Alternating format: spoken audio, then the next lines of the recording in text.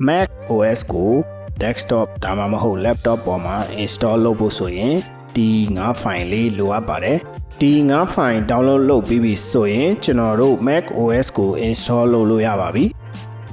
ဒီ file တွေတစ်ခုခုချင်းကို download လုပ်သွားရအောင်เนาะပထမဆုံးအနေနဲ့ကျွန်တော်တို့ Balena Etcher ကို download လုပ်မယ်Balena Etcher ဆိုပြီးမှ browser မှာရေးမယ်ရေးပြီးရင် link လေးကိုဖွင့်မယ်ဖွင့်ပြီးပြီဆိုရင်ကျွန်တော်တို့ဒီ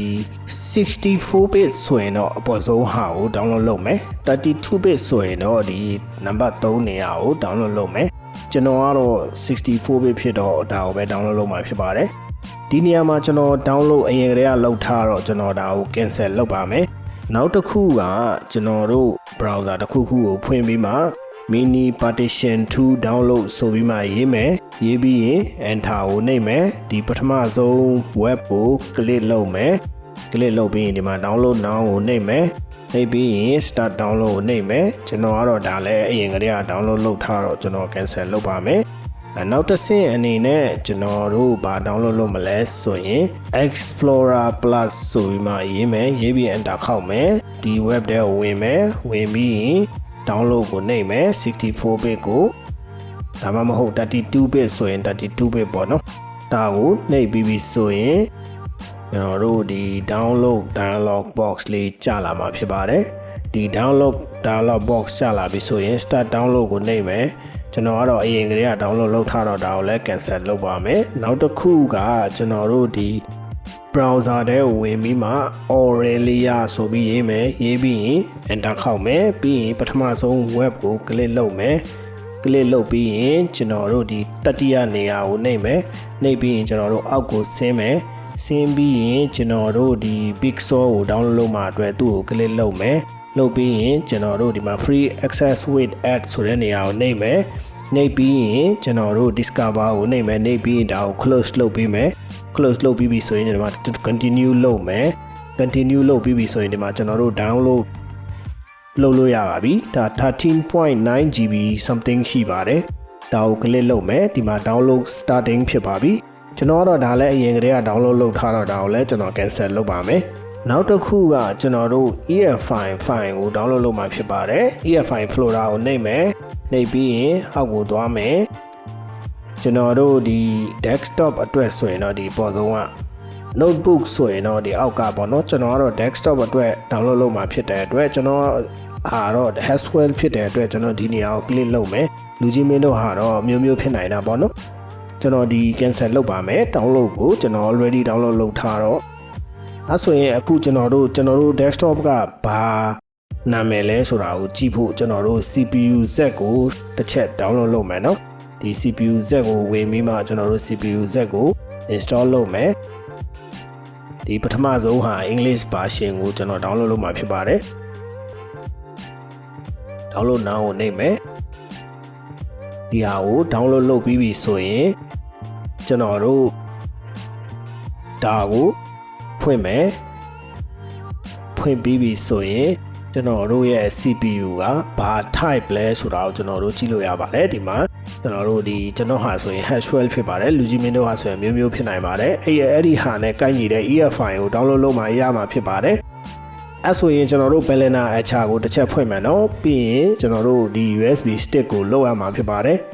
ခုနကျွန်တော်တို့ download လုပ်ထားတဲ့ DMG file ကိုဒီနေရာမှာရွေးမယ်ရွေးပြီးရင် open လုပ်မယ် open လုပ်ပြီးဆိုရင်ဒီမှာ select target ကိုရွေးမယ်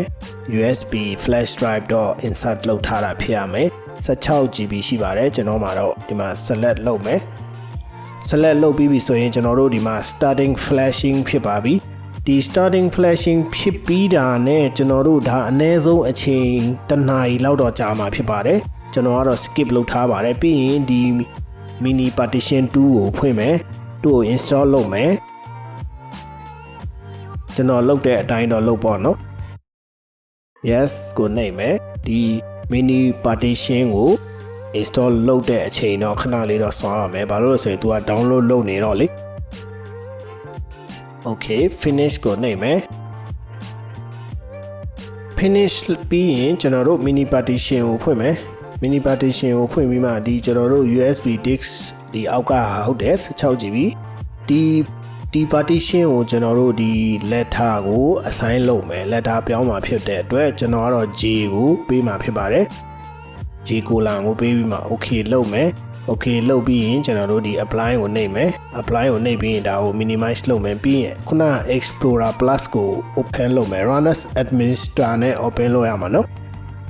ကျွန်တော်တို့ခုန J ထဲကိုဝင်မယ်ဝင်ပြီးရင်ဒီ file တွေကိုကျွန်တော်တို့အကုန်လုံး delete လုပ်ရမှာဖြစ်ပါတယ်delete လုပ်ပြီးပါပြီကျွန်တော်တို့ delete လုပ်ပြီးပြီဆိုရင်ကျွန်တော်တို့ခုန EF file folder တွေကိုဒါကို extract လုပ်ပြီးမှကျွန်တော်တို့ဒီ file တစ်ခုကို copy လုပ်ပြီးမှဒီထဲကို paste လုပ်ရမှာဖြစ်ပါတယ်ဒီထဲကိုကျွန်တော်တို့ paste လုပ်ပြီးပြီဆိုရင်ကျွန်တော်တို့ bootable stick က ready ဖြစ်ပြီပဲဖြစ်ပါတယ်အဲဆိုရင်ကျွန်တော်တို့ computer ကို restart လုပ်မယ် restart လုပ်ပြီးရင်ကျွန်တော်တို့ setting ထဲကိုတွားမယ်တွားပြီးရင် advanced ထဲကိုတွားမယ်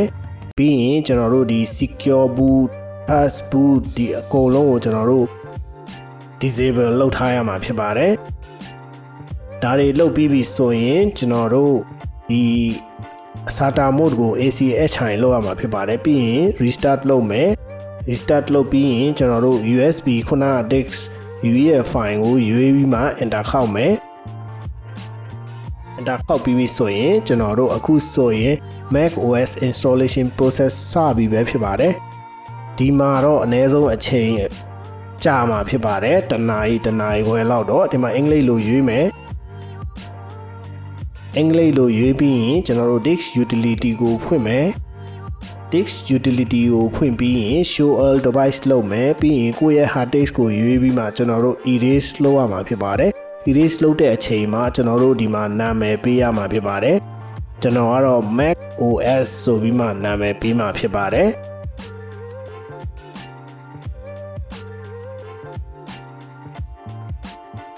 erase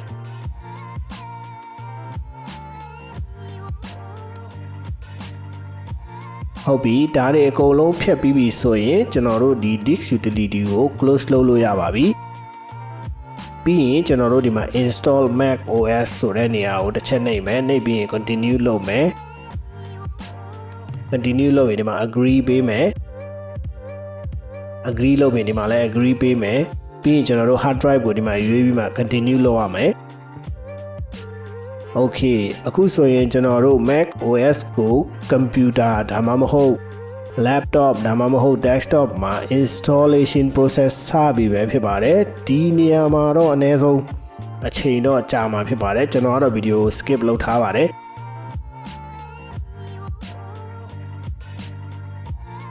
ဒါဒီ process မှာလူကြီးမင်းရဲ့ computer အနည်းဆုံး 3-4 ခေါက်လောက် restart ဖြစ်မှာဖြစ်ပါတယ်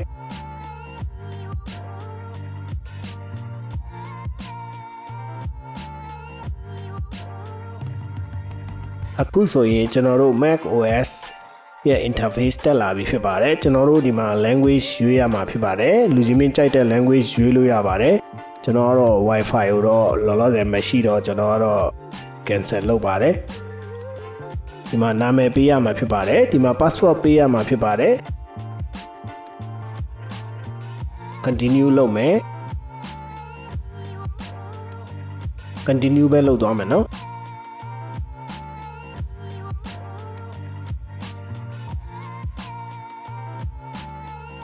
အခုဆိုရင်ကျွန်တော်တို့ computer မှာ macOS install လုပ်ပြီးပြီပဲဖြစ်ပါတယ်အခုဒီဟာကိုကျွန်တော်တို့ USB stick ထုတ်လိုက်ရင်ကျွန်တော်တို့ရဲ့ computer မှာဒီ macOS က boot မတက်ဘူးဆိုတော့ဒီ USB stick ကနေ hard drive ထဲကိုပြောင်းဖို့အတွက်ကျွန်တော်တို့ဒီနေရာကိုတစ်ချက်နှိပ်မယ်နှိပ်ပြီးရင်ကျွန်တော်တို့ဒီ ESP mounter pro ကိုတစ်ချက်နှိပ်မယ်နှိပ်ပြီးရင် password ကိုနှိပ်မယ်password နှိပ်ပြီးမှကျွန်တော်တို့ okay လုပ်မယ်လုပ်ပြီးရင်ဒါကိုကျွန်တော်တို့ဒီနေရာကို open လုပ်မယ်ဒီနေရာ open လုပ်ပြီးရင်ဒီမှာဒါကိုတစ်ချက်ရွေးပြီးမှဒီမှာ mount ကိုရွေးမယ်ရွေးပြီးရင်ကျွန်တော်တို့ဒါကို open လုပ်မယ် open လုပ်ပြီးပြီဆိုရင်ကျွန်တော်တို့ခုနနေရာကိုပဲပြန်နှိပ်မယ်နှိပ်ပြီးရင်ဒီမှာ show all device ကိုလုပ်မယ်ပြီးရင်အောက်ကိုဆင်းမယ်ဆင်းပြီးမှကျွန်တော်တို့ USB flash drive ထဲကနေကျွန်တော်တို့ဒီ EFI folder ကို copy လုပ်မယ်copy လုပ်ပြီးမှခုနကျွန်တော်တို့ဒီနေရာကိုကျွန်တော်တို့ paste လုပ်ရမှာဖြစ်ပါတယ် ဒီ copy paste လုပ်ပြီးပြီဆိုရင်ကျွန်တော်တို့ဒါကိုလည်း close လုပ်လို့ရပြီဒါကိုလည်း close လုပ်လို့ရပြီဒီဟာကိုလည်း close လုပ်လို့ရပြီကျွန်တော်တို့ computer ကိုကျွန်တော်တို့ restart လုပ်ပြီးမှ USB disk ကိုထုတ်လို့ရပါပြီအဲဆိုရင်ကျွန်တော်တို့ရဲ့ဒီ macOS က hard disk ကနေ boot ဖြစ်မှာဖြစ်ပါတယ်ဒီဗီဒီယိုမှာတော့ဒီလောက်ပါပဲလူကြီးမင်းတို့အတွက်ဒီဗီဒီယိုထောက်ကူဖြစ်တယ်ဆိုရင်တော့ကျွန်တော်တို့ channel ကို subscribe လုပ်ဖို့မမေ့ပါနဲ့ဘာလို့ဆိုရင်ဗီဒီယိုအသစ်တင်တိုင်းလူကြီးမင်းတို့ရဲ့ထံဗီဒီယိုအသစ်ရဲ့ notification ရောက်ဖို့အတွက်ဖြစ်ပါတယ်ကျေးဇူးတင်ပါတယ်